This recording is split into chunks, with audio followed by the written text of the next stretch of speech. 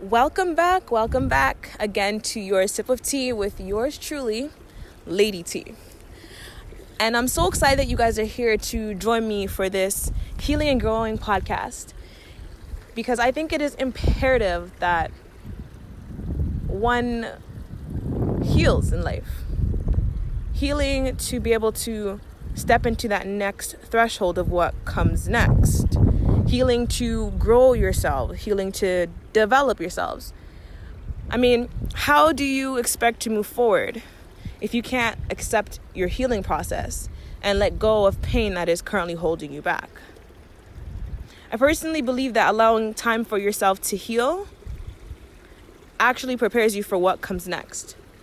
What you do when you're healing is you slowly start to unpack what I'm going to call your burden backpack.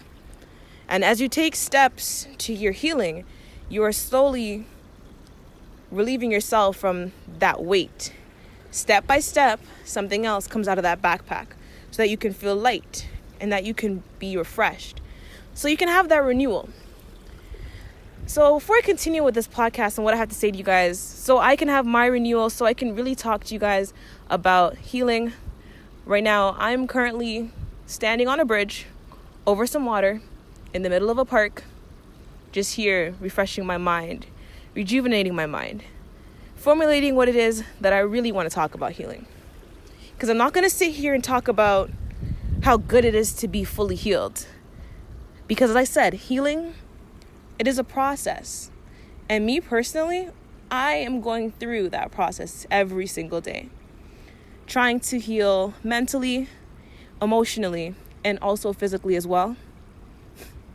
So I sat down and I put this together for you guys. And I wanted to really come out here and share my own experiences and why I feel like it is so important to achieve healing, because I'm learning to heal from all types of pain every single day. So if you know me, really know me, like know Tiana Amoy Thomas, you know that I'm a person that always tries to see good in every situation and also in everyone. And as a result of being kind and also a tad emotional, tad is an understatement, by nature, it's unfortunate, but I do tend to get hurt a lot. And things that wouldn't necessarily affect your average person, well, they affect me. And it's kind of sad to say, but I do sometimes honestly feel like my kindness does in fact become my weakness. In my own experiences, people have taken advantage of my kindness because they knew that I'd want to help. And eventually, I would be the one doing, let's say, 90% of the work. But I wanted to help, and I told myself I was going to do it. So I continued, even though I knew that eventually it could hurt me. I have overextended myself, been a part of teams and projects, as I said, where I'd kind of be the only one working. And it has drained me, but I still wanted to follow through. I've also seen people's colors, and because of that kindness in me, I have still given them second, third, and sometimes even fourth chances. Sometimes I can't even count the amount of chances I give people just because I'm blinded by the potential and the good that I see, not wanting to give in to, let's say, the negative or the things that aren't so great, the things that are hurting me. I'm holding on to that hope that person, that they will change. And as a result of doing that numerous times, I just continue to get hurt. And what I've also recently began to notice is that I've also indirectly been putting myself through a lot of mental pain because of, let's say, expectations or standards that have been set for me. I've always had this vision or this prophecy over my life for what I could become and the things that I can attain. And so many people who are listening, they're so inspired by me. And as a result of wanting to be the best person that I can be and continue to grow every day, sometimes I do get really hard on myself. I believe in, that unending potential in myself too. And when I know I'm not living up to it, man, it gets a bit crazy.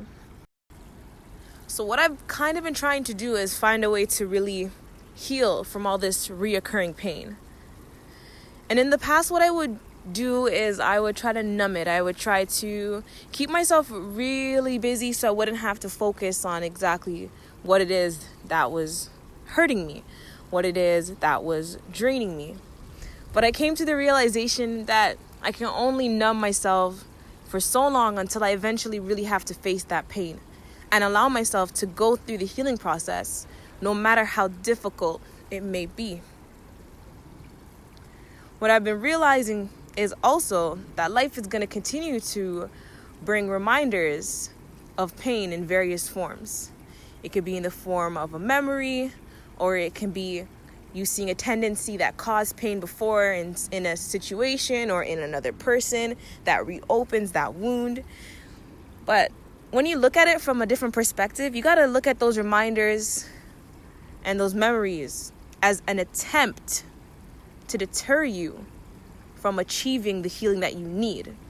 It's an attempt to keep you where you are, but you got to keep on fighting.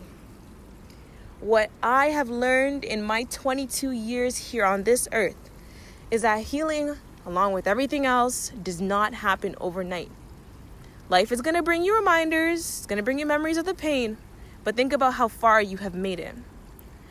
Once you're able to take steps towards your healing and appreciate what you've accomplished at each stage of your healing process, you'll be able to pick yourself back up, dry those tears, and see that you are a conqueror and an overcomer. You see, the true beauty of healing is watching yourself go from broken to being made whole again. There is beauty in being able to acknowledge the pain and then turn that weakness into strength. Being able to have the ability to forgive yourself and others for pain that was brought to your life. But my advice to you is when you forgive, please do not forget. I believe that life is here to teach us lessons. And as a result of this, I believe in not forgiving and forgetting, but instead forgiving and never forgetting. And in never forgetting, I do advise you to be cautious not to allow the memories that you're not forgetting to dictate the outcome of future experiences. Because all that's going to do is reopen those wounds that you're trying to close. Instead, I encourage you to use those memories to help recognize potentially harmful situations and then proceed with caution to secure your well-being, your happiness, your peace, your joy. What I really want you guys to take away from this sip of tea is to know that you are not alone in your healing. Everyone has something that they're healing from. Some are more apparent, visually that you can see or that people talk about. But I know there is a lot that people are healing from that is just simply internalized and that people are afraid to bring to the surface. But being able to recognize that pain and begin your healing process will honestly make you feel like the weight of the world has been lifted off of your shoulders. And as you continue to heal in a way that works best for yourself, you will continue to feel lighter and lifted. Remember, unpacking that burden backpack, step by step, you're taking an item out, you're releasing yourself from that pain. You gotta start now. You're better tomorrow. The healing that you're looking for, it starts today.